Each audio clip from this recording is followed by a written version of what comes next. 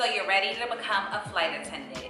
This video here is gonna help you successfully get through the interview process and also make sure you get that final face-to-face interview and kill it. Stay tuned.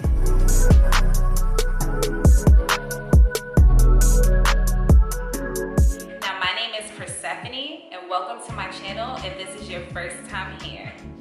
Make sure to subscribe, like, and comment to the video, as this will be a two-part video to help you become a flight attendant. Now let's get started.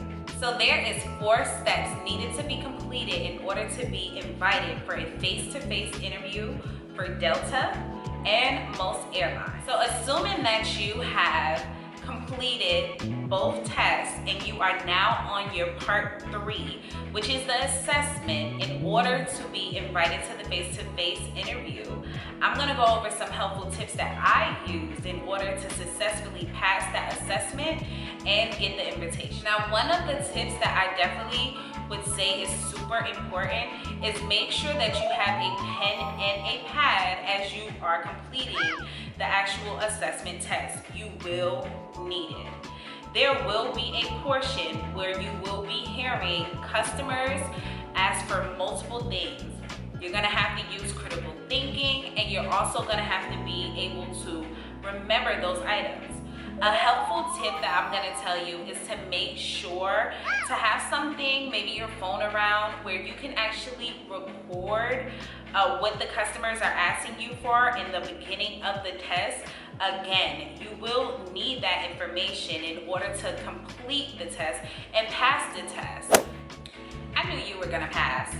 So now that you've gotten your invitation to go ahead and complete the face-to-face interview, so when you receive your email after passing the assessment test, because I knew you were gonna pass it with the help of me, now that you've gotten that email to go ahead and schedule your interview for your face-to-face and be one step closer to becoming a flight attendant, what you want to do is make sure you read the email thoroughly. There is going to be a helpful tips or resources email that will be attached to that scheduling email. You want to make sure to read it and go over all the emails that are sent to you, because there will be a lot of helpful information. It contains information about what you should wear, what's appropriate clothing. It'll go over the fact that you will need to be vaccinated in order to be a flight attendant.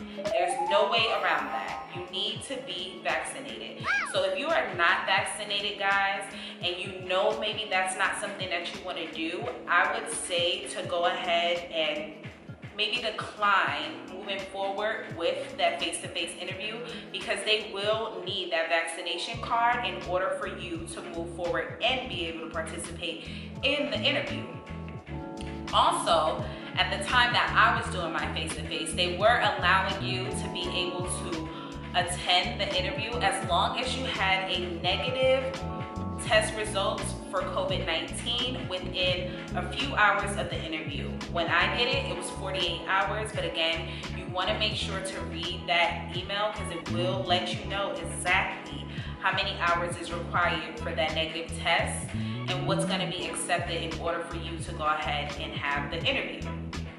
Most of the time, the interview is extremely early in the morning, so please prepare yourself for that. Make sure that you have reliable transportation to make it to the interview. Make sure that you are leaving early with some additional time for parking. Consider all of those things: parking, traffic, if you want to stop and get breakfast, because you are in the class for quite some time during the interview. Roughly anywhere from 4 to 6 hours, but again, that's something they will touch on in that actual email when you get the invitation. So guys, I'm gonna go over some of the dress code and just some additional information that's gonna be helpful for you to be able to get the role as a flight attendant during your face-to-face interview. When you are told to dress the part, please do follow those instructions. When it tells you professional attire, make sure that you guys follow that stuff, guys. You don't want to come in business casual. you want to come in a professional attire.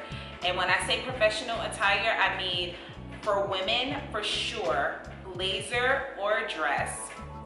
For men, slacks, suit, three-piece suit. You want to look the part of a flight attendant. For women, I would say really light makeup if you wear any makeup at all. I know during my interview, I definitely did see some of my peers not have on any makeup, but they made sure to wear a red lipstick. The lighter makeup, the better. I actually wore my makeup just like this that I have on today. Pretty light makeup for me, and then I wore my hair just like this as well. Women, you want to make sure that you have your hair pulled back if you can, or just away from your face. That's going to be important to look the part as a flight attendant. Now guys, most of the time, if you have to commute or travel to that state in order to complete that face-to-face interview, you will get a additional email that will go over some information on how to book that flight and hotel arrangements. So that's super helpful, right? Now, when you get on that flight, you want to be dressed the part of a flight attendant. You want to look like a flight attendant. You want to be professional, and you want to treat everyone that you come in contact with as if they are the exact people you're going to be interviewing with. And why is that? Because most likely you will possibly be interviewed by them. Your interviewing team will not just be the hiring team, the HR team, but it will also be your peers, the people you will work with day in and day out. They want to see if you're going to be professional, and they want to see if you're somebody that they would like to also work with, if you're going to make a good team member. So that's something you want to be very mindful on the flights, in the airport, when you get to your hotel, the likelihood that you will possibly see some of these people during your face-to-face interview. Now, if you found anything in this video to be helpful, be sure to subscribe to the channel, because this is going to be a part 2 that's coming up as well, which I will give some really other important information to become a flight attendant. I'll see you guys later. Thank you guys so much.